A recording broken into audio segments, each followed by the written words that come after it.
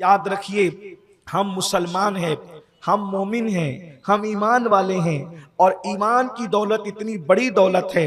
अल्लाह ने बादशाहत अपने दुश्मनों को भी अता की है, अल्लाह ने दौलत मुनाफिकों को भी अता की है, अल्लाह ने नरम गद्दे अल्लाह के गद्दारों को भी अता की है, अल्लाह तबारक व तआला ने तख्त व ताज उसके दुश्मनों को भी अता फरमाया है। मगर दौलत ईमान मेरे अल्लाह ने सिर्फ अपने चहीतों को अता किया, सिर्फ अपने प्यारों को अता किया, अपने मुंतखब बंदों को अता किया।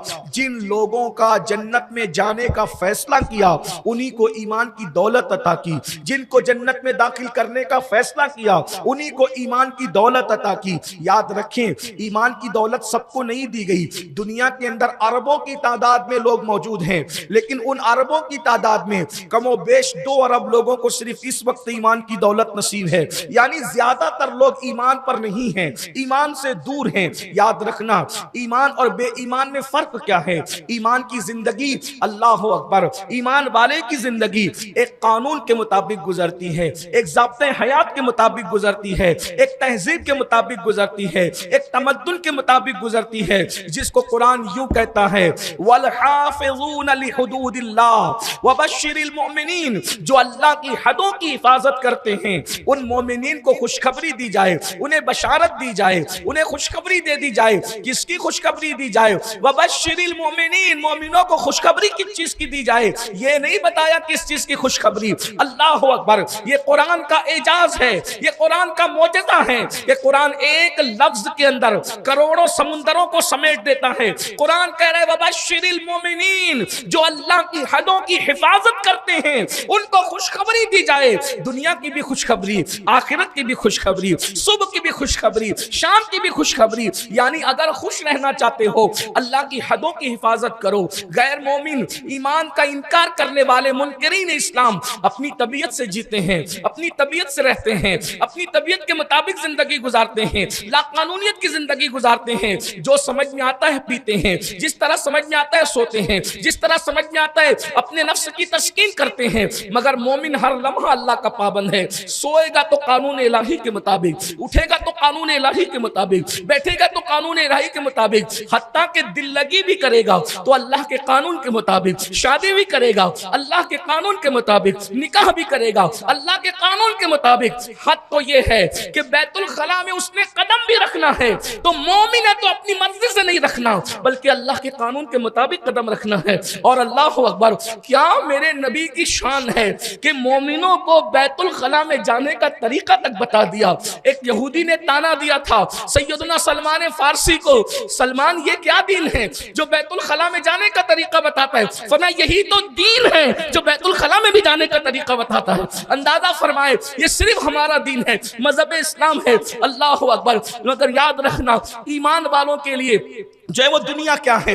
दुनिया ईमान वालों के लिए आखिरत की खेती है। दुनिया मजरातुल आखिरा, दुनिया आखिरत की खेती है। हम यहाँ बोने आए हैं, बहसियत किसान आए हैं, हम यहाँ किसान की हैसियत से आए हैं। अल्लाह अकबर। दुनिया का किसान पौधे बोता है, दुनिया का किसान फूल बोता है, दुनिया का किसान अनाज बोता है, दुनिया का किसान कपास बोता है, दुनिया का किसान फूल और कांटे जो भी उसको बोना है होते बोता है। लेकिन जो मोमिन है, दुनिया मजरातुल आखिरा, वो यहाँ क्या बोता है? वो यहाँ नेकियां बोता है। और जो यहाँ नेकी बोएगा उसका सिला पाएगा, सदका बोएगा उसका सिला पाएगा, इबादतें बोएगा उसका सिला पाएगा, आंसू बहाएगा उसका सिला पाएगा। यहाँ खशियत रब्बानी से रो रो करके बीज बोएगा, वहां दीदार इलाही का फल उसको नसीब होगा। अल्लाह उसे दीदार इलाही का फल अता फरमाएगा।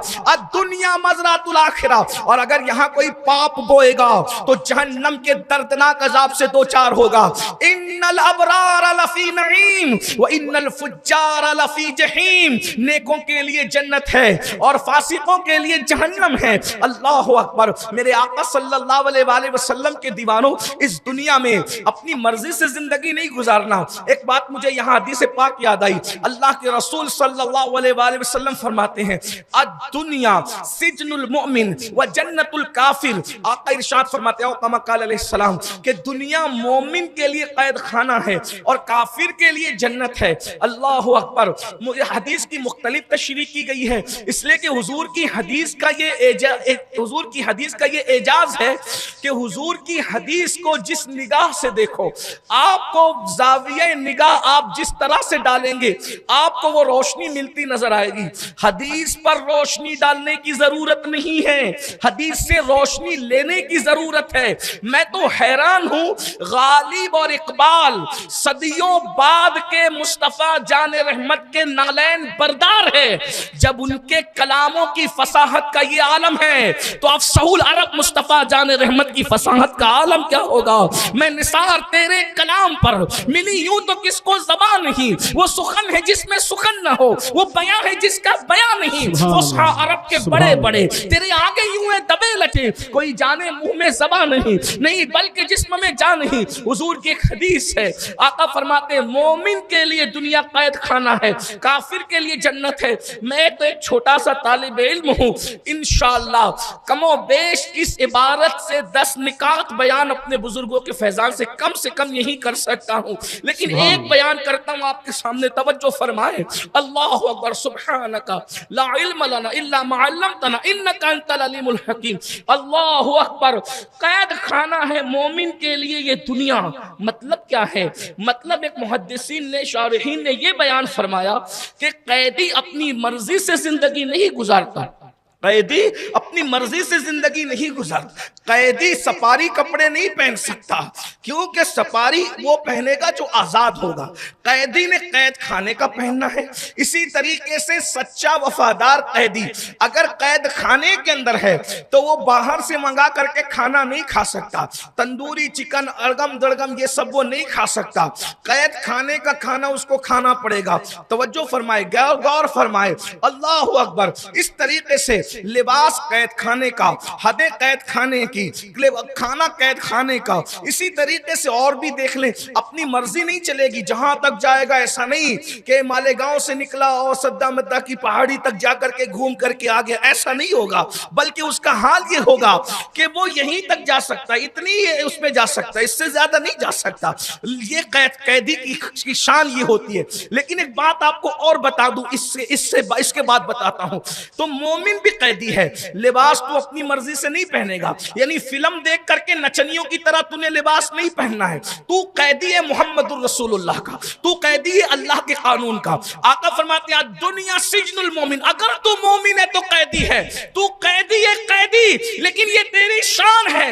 लोग जेलों के कैदी होते हैं, तू कानून मुस्तफा का कैदी है। और ते कैसा कैदी? लिबास तूने फिल्म के तरीके पे नहीं पहनना, उस कैद खाने के, ये कैद खाना है अल्लाह के कानून का कैद खाना, उसके मुताबिक लिबास पहनना। ऐसा लिबास मत पहन जिससे तेरी रीढ़ की हड्डी के नीचे का हिस्सा दिखे, तेरी भी नमाजें खराब, दूसरों की भी नमाजें खराब, सत्र औरत नजर आए। इतना फिट पहने कि जो चीजें न दिखने की थी वो भी दिखाने लगे। याद रखिएगा, मैं इस्लाही मुआशरा के नाम पे फहश गुफ्तगू तो नहीं कर सकता, इसलिए कि मैं सूफिया का गुलाम हूँ। हमारे सूफिया ने तो अबे कहने से भी मना फरमाया है, इसलिए मैं कमरे की चीजें मैं मिंबर पर बयान नहीं कर सकता। हमारे यहाँ तकद्दुस है, हमारे एहतराम है, इसलिए जो भी बात होगी वो हया के पर्दे में होगी। हम हया वाले लोग हैं। अल हया शोबतुम मिनल ईमान, हया ईमान के हिस्सों में से एक हिस्सा है। इसलिए जो आज़ा नहीं दिखने के थे वो भी दिख रहे हैं। अल्लाहु अकबर, इन्ना लिल्लाहि व इन्ना इलैहि राजिऊन। बेहयाई है, कोई बरमुंडा पहन करके घूम रहा है, छोटी छोटी चड्डियां पहन करके घूम रहे, कोई टावेल लपेट करके घूम रहा है। नहीं नहीं, अल्लाह का कानून है, अल्लाह का कानून। कैदी हो अल्लाह के कानून के, लिबास शराफत का लिबास होगा। हाँ, महंगा पहनो, मना नहीं है, लेकिन किस तरह पहनो? अल्लाह के कानून के मुताबिक। कैद खाने में हो, खाना हर चीज नहीं खाना, जो हलाल है वही खाना, हराम खाना नहीं खाना, इस तरीके से। लेकिन एक बात खूबसूरत और भी आपको बता दूं, कैद खाने में कैदी कितना भी फिक्रमंद होता है, तवज्जो, कैद खाने में कैदी कितना भी फिक्रमंद होता है, लेकिन कैदी को रोटी कपड़े की फिक्र नहीं होती, है ना। रोटी और कपड़े की फिक्र नहीं होती, क्योंकि उसको पता है जिसने कैदी बनाया है खाना उसी ने खिलाना है, कपड़े उसी ने पहनाना। कुर्बान जाए, रसूलुल्लाह फरमाने मोमिन तू कैदी है, तुझे रोटी कपड़े की फिक्र करने की जरूरत नहीं। जब दुनिया की जेलें अपने कैदियों को खाना खिलाती है, तो जिसको अल्लाह ने अपने कानून का कैदी बनाया है वही खिलाएगा भी, वो पिलाएगा भी, वो जिलाएगा भी। और काफिर के लिए जन्नत है। जन्नत आजादी को कहते हैं, जो चाहो करो, जो चाहो करो उसे जन्नत कहते हैं। तो कहा कि ये जो चाहते हैं करते हैं। अब पता चला हम कैदी हैं, और कैदी की हैसियत से अगर जिंदगी गुजारोगे दुनिया की हर खुशी मिलेगी, कोई टेंशन। एक बात बताओ, कैदी को इसकी भी फिक्र नहीं होती कि कोई मेरा मर्डर कर देगा, क्योंकि जिसने कैदी बनाया मुहाफिज वही होता है। जेल कैदी बनाए तो वो मुहाफिज हो जाए, अल्लाह कैदी बनाए तो वो मुहाफिज नहीं होगा। मोमिन की हिफाजत अल्लाह करता है। मेरे भाई कोई कैदी बनकर तो देखे। और एक बात बताऊं, हम तो आशिक लोग हैं, हम तो जुल्फे मुस्तफा के असीर हैं, हम तो जुल्फे मुस्तफा के असीर। अल्लाह ने महबूब की जुल्फों को दराज इसलिए किया कि करोड़ों लोग उस जुल्फों के असीर हो गए, और जिस दिन से उनके असीर हुए हैं सारी असीरी से अल्लाह ने निजात अता फरमाई।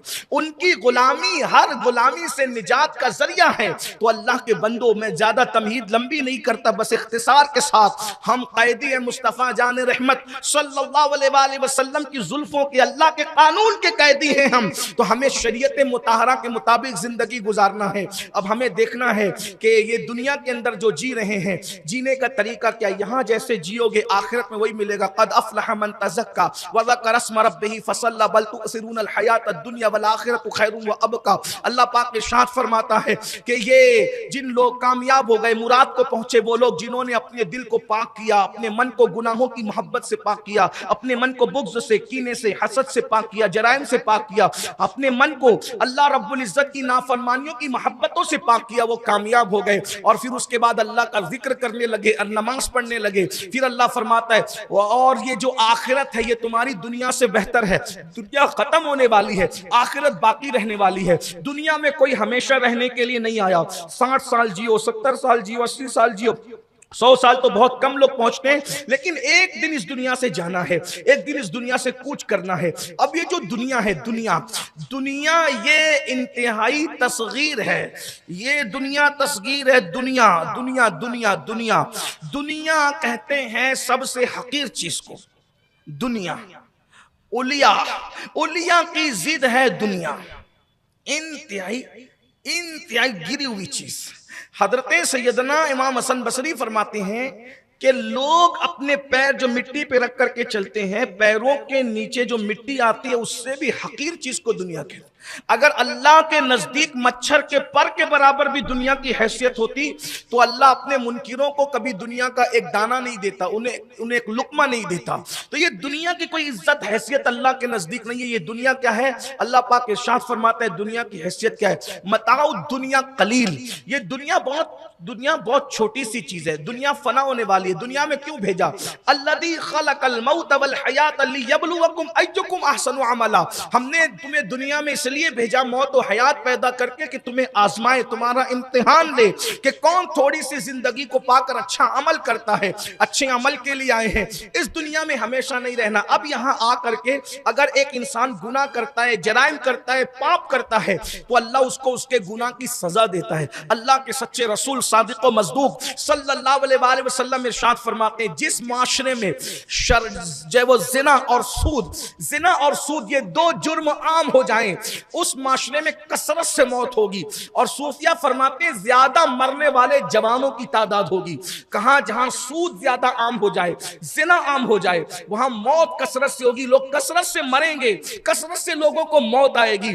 अब पूरा शहर चीख रहा है, इतने लोग फांसी लेकर के मर गए, इतने लोग जो वो बाइक पर मर गए, इतने लोग डूब करके मर गए। यकीनन उसी लिए तो हम भी कोशिश लेकर के बैठे हैं। लेकिन एक बात आपसे कहता हूं, क्या रसूलुल्लाह सल्लल्लाहु अलैहि वसल्लम की हदीस हमें ऐलान नहीं कर रही है, हमें होशियार नहीं कर रही है, हमें बेदार नहीं कर रही है? हम सिर्फ मर्ज का रोना कब तक रोएंगे?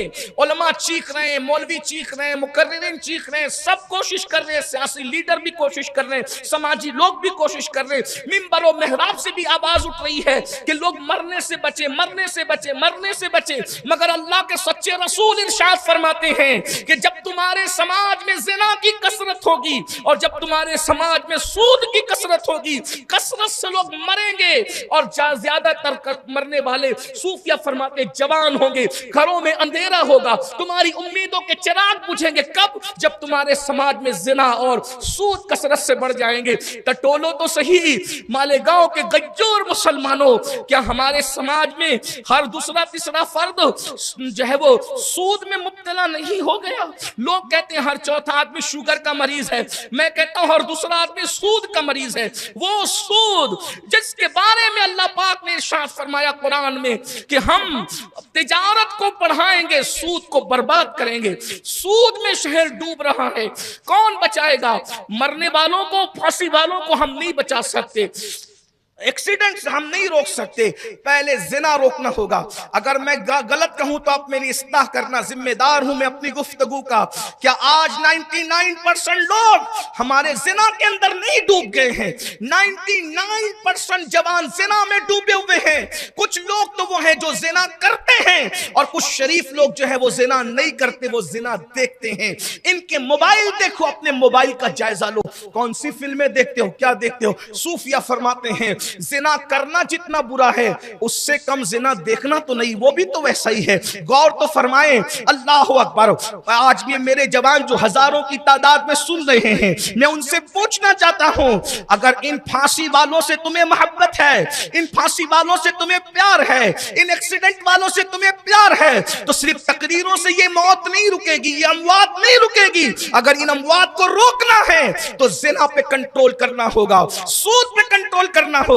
यहां तो हाल ये है, एक तबका सूद लेके बर्बाद हो रहा है, एक तबका सूद दे के बर्बाद हो रहा है। बड़ी माजरत के साथ अस्तगफिरुल्लाह, कोई तकवे की बात नहीं करता, अल्लाह जानता है। हम तो ये कहते हैं, तन्हाइयों में भी कहते हैं, अल्लाह तेरे बंदों में सबसे ज्यादा हम गुनेगार, हमसे ज्यादा कोई गुनेगार नहीं। लेकिन मस्जिद में आने वाली शिरनी खाने से भी अब डर लगता है, पता नहीं हलाल की होगी या हराम की होगी। अस्तगफिरुल्लाह, सूद के और हराम के पैसे से लाई हुई शिरनी पे कुल अल्लाह पढ़कर वो हलाल नहीं हो जाती। अल्लाह अकबर। अब तो किसी की दावत लेने से भी डर लगता है कि इसके यहाँ हलाल का होगा, क्योंकि आका अलैहिस्सलाम ने फरमाया जो सूद से बचना चाहेंगे, सूद से, उन तक भी सूद का गर्दो गुबार पहुंच करके रहेगा। अल्लाह अकबर। मैं पूरे शहर के शरीफ और गज्जूर और जिम्मेदार उलमा, मशाइख, समाजी सियासी लोगों से गुजारिश करता हूं, इस गुंबदो मीनार के शहर को अगर अमवात से बचाना है तो पहले हमें इन दो चीजों पे मेहनत करनी होगी, वरना लाठी पीटने से कोई काम नहीं होगा। क्या शहर सूद में नहीं डूब गया है? सफेद कपड़े, चमकदार टोपियां, दाढ़ियों की तराश खराश और चोरी चुपके सूद का धंधा चल रहा है। गरीब सूद लेके बर्बाद है, मालदार गरीब सूद दे के बर्बाद है, मालदार सूद लेके बर्बाद है। खून निचोड़ रहे हो बेगैरत, बेमुरव्वतों, सूद के नाम पे कौम का खून चूस रहे हो। और जो कौम खून चूस करके बेमुरव्वत होती है वो कौम सफाई हस्ती से मिटा दी जाती है। इसलिए कि अल्लाह अकबर, लल्लू पंजू पप्पू टप्पू से अगर जंग हो, कौन जीतेगा कौन हारेगा कुछ नहीं कहा जा सकता। लेकिन अगर कोई अल्लाह से जंग करे तो बताओ कौन जीतेगा? मेरे अल्लाह ने कुरान में कहा, ओ सूद खोरो, ओ सूद का लेन देन करने वालों, अल्लाह तुमसे जंग का ऐलान करता है, अल्लाह का रसूल जंग का ऐलान करता है। बताओ, जब ऐलान जंग अल्लाह रसूल ने तुम्हारे साथ कर दिया तो तुम्हारा शहर बर्बाद नहीं होगा, तुम्हारा शहर तबाह नहीं होगा। इस्लामी माशरा के जलसे सिर्फ निजात का सबब नहीं बन सकते जब तक के अमली मैदान में कदम न रखो। अल्लाह सूद खोरों को तौबा की तौफीक दे। धंधे सूद के चल रहे, देखो हमारे ख्वाहिशात बढ़ गई, गरीब ले रहा है, मालदार दे रहा है, दोनों बर्बाद। दो हाथ थे माशरे के गरीब और अमीर, दो पहिए थे गाड़ी के जिंदगी के गरीब और अमीर। लोगों की ख्वाहिशात इतनी बढ़ गई, छोटा मोटा धंधा कर रहे हैं तो सूद। मैं कहता हूं छोटे से और छोटा धंधा करो, आधी रोटी कमाओ, सूद को शामिल मत करो। मेरा एक अजीज मेरे पास आया 2 दिन पहले, 2 दिन, कल की रात से पहली रात, उसने कहा 50 लाख रुपए बैंक से कर्जा लेना है। मैंने कहा मत ले, आधी रोटी कमा, पूरी के चक्कर में नहीं पड़ना। गो के बैंक के सूद को उलमा ने डायरेक्ट सूद लेने और उसके मामले में मसाइल पे गुफ्तगू फरमाई है, लेकिन तकवे का तकाजा यह है कि छोड़ दो, मत पड़ो उसमें, इसलिए कि जितना तकवे की तरफ जाओगे उतना खुदा का कुर्ब पाओगे। मलाई जब खाने वाला खाता है तो मलाई खाने वाला कभी भी खालिस मलाई न खा सका, चाहे रुस्तम हो, चाहे सोहराब हो, चाहे जुनैद हो, कोई हो। जब भी मलाई आती है, मैं बहुत यानी तकद्दुस के साथ मिसाल दे रहा हूं, वरना सूद की मिसाल ये नहीं बन सकती। जब भी मलाई निकालोगे तो उसके साथ दूध जरूर आएगा, चंद कतरे ही सही। ये तो दूध और मलाई की कोई मिसाल बनती नहीं, लेकिन चूंकि सूफिया का मसलक है इसलिए तकद्दुस से, वरना इससे और कुछ गिरकर मिसाल दी जा सकती थी ताकि घिन भी आए, लेकिन नहीं कहना चाहता क्योंकि जबान का तकद्दुस होता है। इस मगर समझाने के लिए बहुत पाकी को बड़ी नापाकी के साथ मैंने समझाने की कोशिश की, पाकी से नापाक। वरना अगर मैं यहां मिंबर पे नहीं होता और सूफी मशरब नहीं रखता तो मैं ये कहता जो कहूंगा नहीं कि जब गोबर गिरता है ना तो गोबर गिरकर सिर्फ गोबर नहीं उठता, गोबर के साथ साथ जो है वो मिट्टी भी लगती है। लेकिन सूफी मसलकू मशरबू नहीं कह सकता ये बात।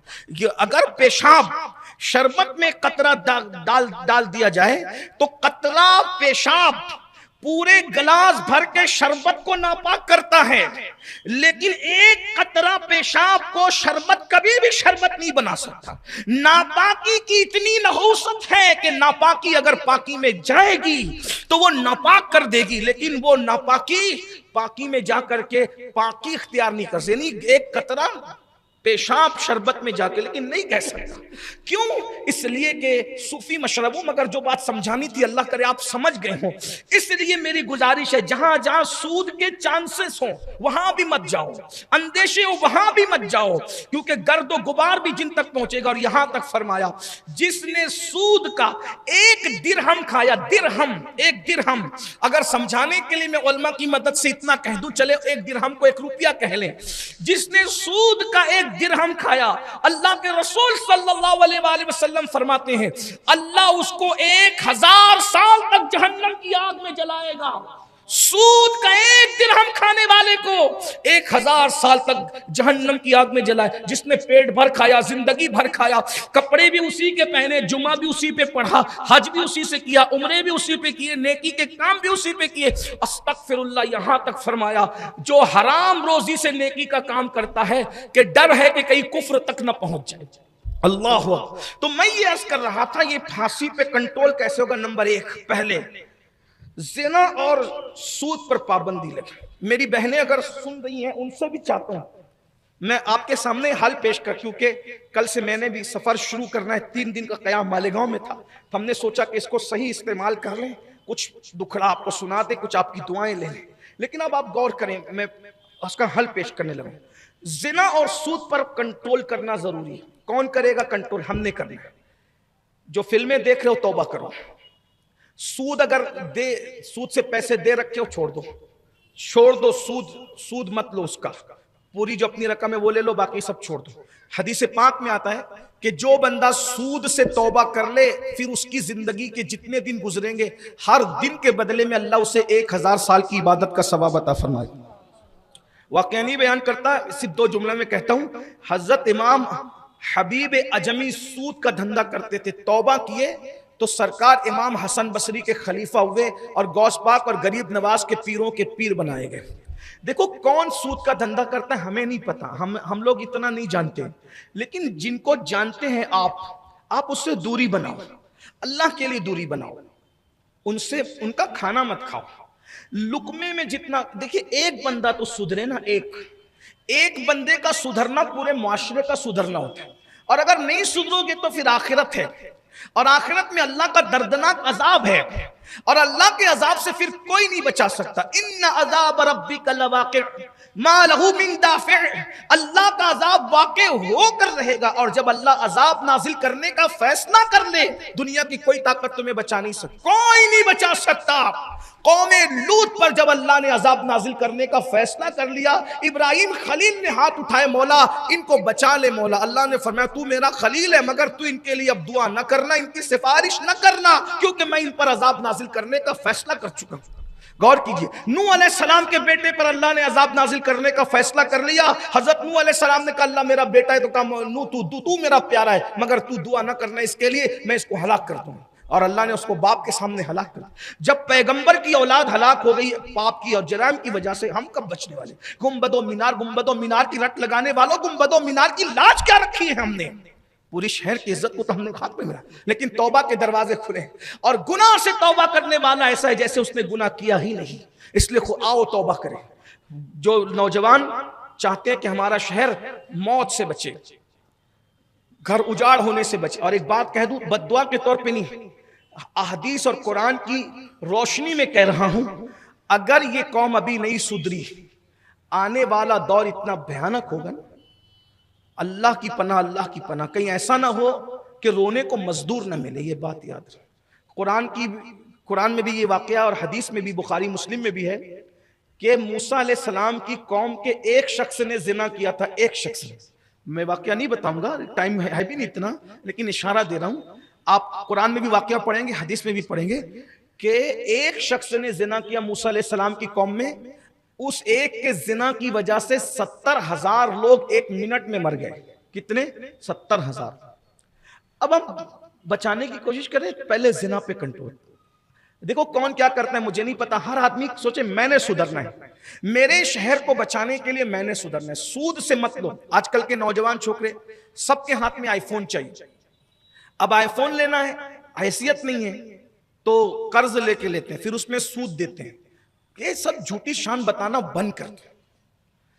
अगर अल्लाह ने हैसियत दी है तो लो, वरना एक बात मैं आपको हमेशा बताता रहता हूं और आज भी बताता हूं, मोबाइल से हमारी इज्जत नहीं, कपड़ों से हमारी इज्जत नहीं, हमारी इज्जत जूतों चप्पलों से नहीं है, हमारी इज्जत अल्लाह और रसूल पर ईमान लाने की वजह से।